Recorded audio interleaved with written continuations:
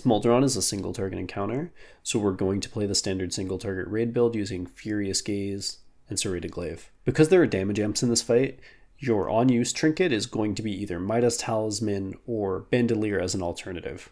Signet Brand is our best passive trinket because this fight is around 6.5 minutes. Augury is a pretty good alternative also. This fight consists of 2 phases, one of which being a damage amp. In the first phase, you can pre-position assuming you will always get overheated. If you get the mechanic, that's great. You don't have to move because you're in the right spot. And if you don't, then you can just move immediately into the soak and then press blur because it'll be up for every single soak. For the next set of overheateds, you will know 100% if you're going to get it or not, since you can't get the mechanic 2 times in a row, and it only picks half the raid.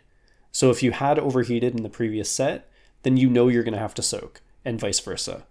This will reduce the amount of raid damage significantly if your entire raid does this. The World in Flames phase happens at about a minute in, and then after that one, about a minute and 40 seconds between each one. And you collect balls to get a huge damage buffed and do a lot of damage during this phase. And this is why a trinket like Midas Talisman is very strong. Midas Talisman being a 1 minute 30 trinket, it lines up with every single phase. And if you use it on pull, at the very first action of the pull, you can actually delay your first set of orbs and you will have the damage buff for the first intermission and the second intermission and every one after that as well.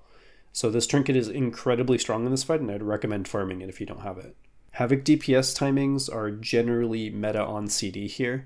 We're going to pot and meta on pull, though you can pot with the lust.